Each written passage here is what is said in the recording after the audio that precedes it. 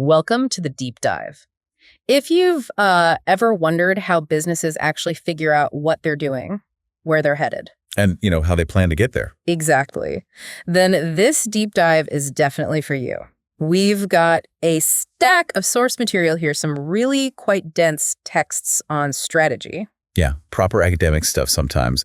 But we're going to, cut right to the chase. Our goal is to pull out the absolute core ideas, the kind of essential map businesses use to navigate. Think of it as getting a really solid grip on the strategic planning process, but without having to wade through all the theory yourself. We want to help you get really well informed. Strategy can feel, huge, can it? Maybe a bit abstract, something only the top bosses worry about. It can seem that way.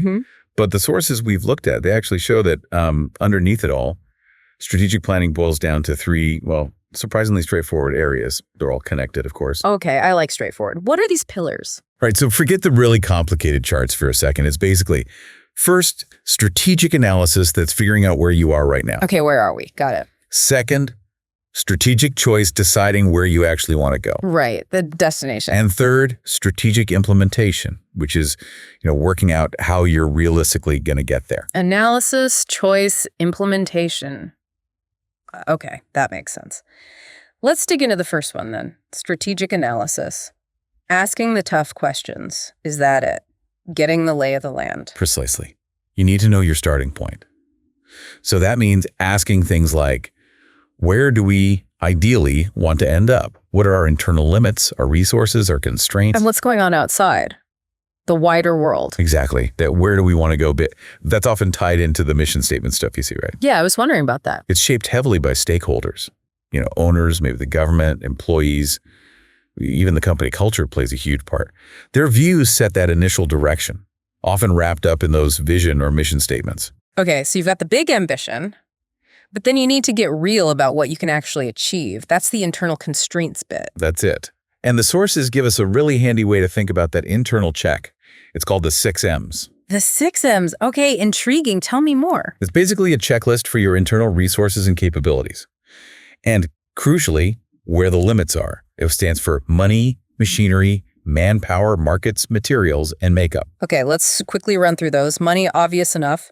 Cash, loans, cost of capital, debt levels. Exactly. Can you actually afford your plans? Machinery is about your physical kit. Your tech, is it old, efficient, needs maintaining? Is it becoming, obsolete? Right. Manpower, that's the people stuff. Cost, how productive they are, staffing numbers, but also things like staff turnover, absence rates, maybe even succession planning. Who takes over? Absolutely crucial. Markets covers where you currently operate. Are those markets growing, shrinking?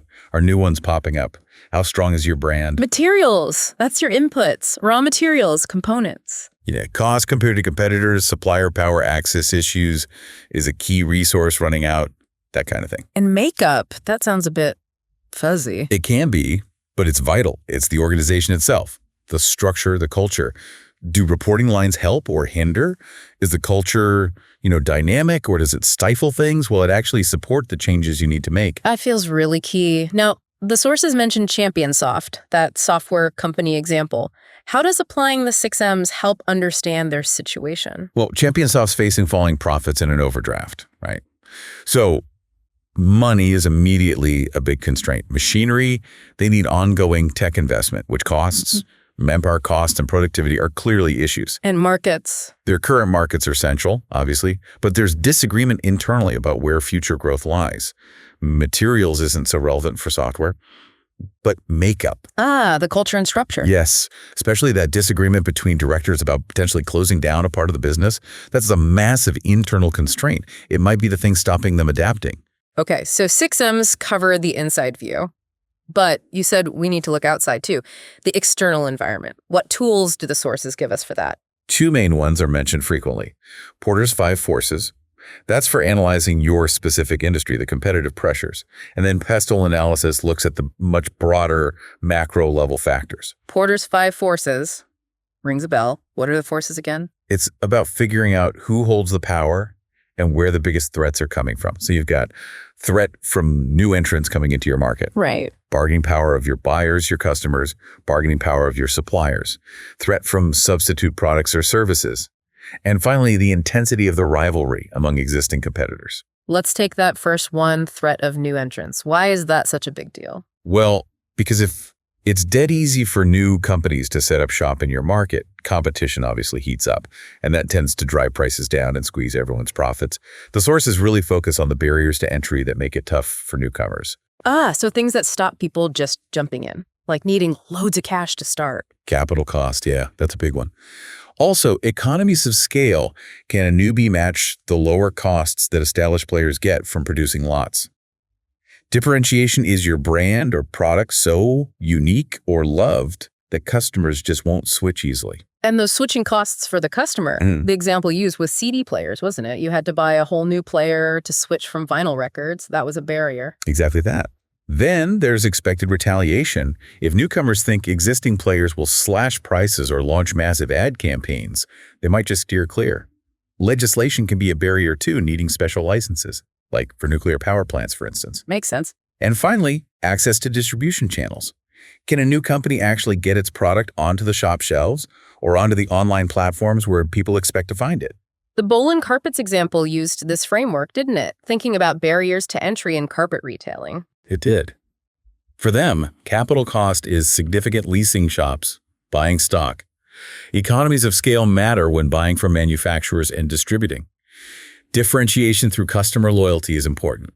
Legislation like planning rules for retail sites can be a barrier, and getting access to good shop locations, that's distribution access. Right. But switching costs for the customer buying a carpet, probably not a major barrier in that specific case, as you pointed out earlier. You have to apply these ideas thoughtfully. Good point. What about the bargaining power of buyers and suppliers? Often boils down to concentration. Few big buyers, they usually have more clout. Few big suppliers, they hold the power. Also, do buyers have alternatives? Can suppliers offer something unique or essential? How costly is it for you to switch suppliers? And substitute products, that's things outside the direct industry, but meeting the same need, like wood flooring instead of carpets. Exactly. And competitive rivalry is just how intense the fight is between the current players, affected by the number of competitors, industry growth rate, cost structures, how hard it is to leave the market. Okay, so 5 forces for the immediate competitive arena. Pestle is the bigger picture then. That's right, the wider context. P is political, government spending, laws, stability. E is economic, growth, inflation, interest rates, exchange rates. S is social, demographics, values, lifestyles, trends. T is technological, new production methods, new products, different ways to deliver services. E is environmental, climate change, pollution rules, sustainability. And L is legal, contract law, employment law, competition rules. Right, so using Pestle and 5 forces together gives you a pretty comprehensive map of the business environment. Definitely. The sources mentioned using them for Bolin Carpets again if they were thinking about a big strategic shift like integrating forward into retail. You'd need that analysis. Yeah, you'd need to understand the retail market's competitive intensity and the broader Pestle factors affecting it. Absolutely. And just looping back to Ansoff quickly, that auditor trying to give objective advice, they simply couldn't without getting info structured around the 6 M's internally and the 5 forces and Pestle externally. Analysis is absolutely step 1. Okay, analysis done and dusted. We know where we are. Pillar 2. Strategic choice. This is the decision-making part, choosing the path forward. Yeah, this is where you decide the where next. It breaks down into roughly 3 questions. First, on what basis are we actually going to compete? How we win. Kind of, yeah. Second, which overall direction should we choose? And third, how are we going to achieve that chosen direction? Okay, basis of competition. This sounds like Porter again, his generic strategies. It is. Porter argued there are really only 2 fundamental ways to get a sustainable competitive advantage. Either have lower cost than everyone else, or differentiate yourself by offering something unique. And you combine that with whether you're aiming for the whole market or just a small segment, a niche, that gives the 3 main strategies. Exactly. So cost leadership is aiming to be the lowest cost producer in the industry. You can then either undercut competitors on price, or charge the going rate and make higher profits per item. That requires relentless focus on efficiency, mass production, smart tech, tight overheads, maybe cheaper materials. And differentiation is the opposite. Being unique, offering something customers really value and will pay extra for. Yes. The sources mention Apple's iMac, using design as a key differentiator. But it could be brand image, customer support, quality, unique features, anything that makes you stand out and command a higher price. And the third one, focus. That's simply applying either cost leadership or differentiation, but within a very specific, narrow market segment. You're not trying to be all things to all people. Okay, I can see how this links back to Championsoft's problem. They think their Champlan software leads on quality and features. That sounds like differentiation. It does. But the market seems to be shifting towards price. With competitors like Pensoft doing well using presumably cost leadership, they're stuck deciding which basis to compete on going forward. That tension is central to their choice. So once you've thought about how you'll compete, you need to pick the overall strategic direction. The sources list several possibilities. Including doing nothing. Well, yes, that's always an option. Sometimes called consolidation. It might work short-term if things are stable, or you could withdraw or sell out, exit the market, perhaps to realize value, or focus elsewhere, like Richard Branson selling Virgin Records to focus on Virgin Atlantic. Or you aim for growth, market penetration, selling more of what you already have to your existing market. Yep, or product development, creating new products for your current market. The Mars ice cream bar example fits here. Market development taking current products to new markets, like McDonald's expanding globally. That's a classic example. And then the potentially riskiest option, diversification, completely new products in totally new markets. And diversification itself has flavors, related or unrelated. It does. Related diversification has some logical link to your existing business, maybe backward integration, moving into your supply chain, forward integration, moving into distribution, or horizontal, moving into related activities, maybe acquiring competitors for market access or tech. And that's moving into areas with very little connection to what you currently do. Yeah. Often just driven by spotting a profit opportunity elsewhere. These four main growth strategies, penetration, product development, market development, diversification, they map nicely onto what's known as Ansoff's product market matrix. Okay, so you've picked a basis, picked a direction, maybe market development. How do you actually do it? What are the methods? Right, the how to achieve question. Broadly, 3 ways. Internal development, growing organically, using your own steam and resources. Slower maybe, but less risky. Often less disruptive, yeah. Yeah. It needs less upfront cash, typically. Option 2 is external development, usually meaning acquisition, buying another company. That's faster. Much faster access to markets or scale, definitely. But it's expensive, and integrations can be tricky. Finance is often the big hurdle. And the third way? Joint development, partnering up with other organizations. Like pooling resources. Exactly. Various forms exist. Consortia for really big projects, joint ventures where you set up a new separate company together, strategic alliances, which are often looser partnerships, franchising. Right, where you license your brand and business model. Wasn't that an option for Sportac? Yes, the Sportac case contrasts acquisition with franchising as growth options. Franchising lets you exploit your brand for fees and a share of profits, and you provide support to the franchisee. And licensing. Similar idea, letting someone else use your invention or asset for a fee or royalty, but usually with less ongoing support than a franchise model. The Sportac example really highlights that choice, doesn't it? Jerome wants this dash for growth by buying another chain. He does. But franchising was also suggested. What did the sources see as the pros and cons there? For franchising, they noted it's relatively low risk financially, uses other people's money for growth, but you sacrifice direct control. For acquisition, Jerome saw speed and achieving national scale. But the downsides? The sources flagged the potentially high price for the target company, the need for significant borrowing, putting Sportac's own assets up as security, and the overall financial strain. This links right back to needing the actual financial data to assess it properly. Makes sense. So you've got potential options based on competition, direction, method. How do you pick the best one from the list? You need to evaluate them systematically. The sources give us a really useful framework for this. Suitability, feasibility, acceptability, often just called SFA. Okay, SFA.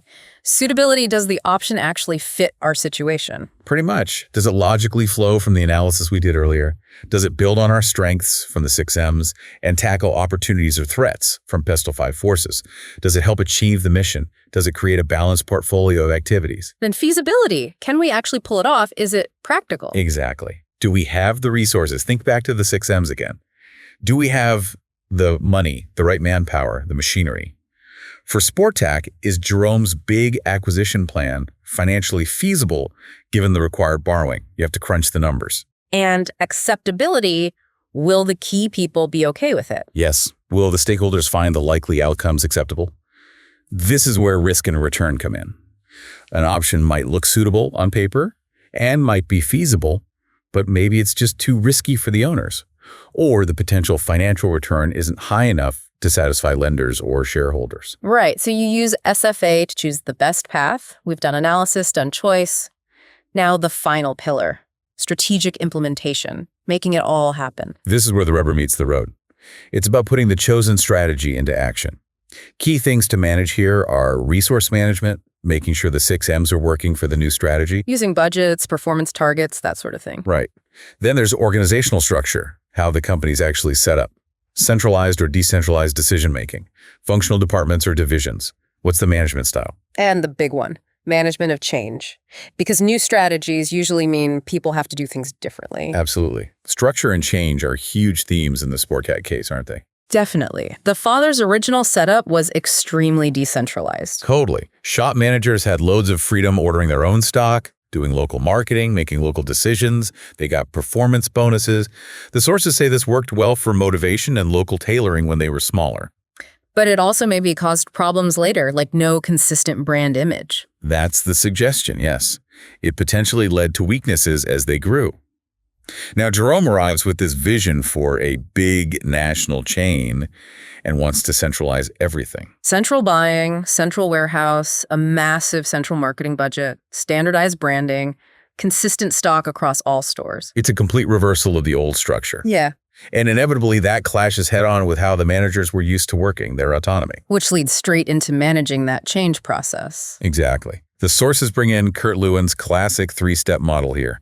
Unfreeze, change, refreeze. Unfreeze, like melting the old ways, shaking things up. Pretty much. It's about breaking down the existing status quo, showing why the change is necessary, maybe creating dissatisfaction with the current situation. Then the change phase itself, moving to the new way. That's the transition. Defining the new processes, behaviors, structures, communicating clearly what's happening and why, getting people involved, and hopefully getting their buy-in. How do you improve that buy-in? Make people accept it?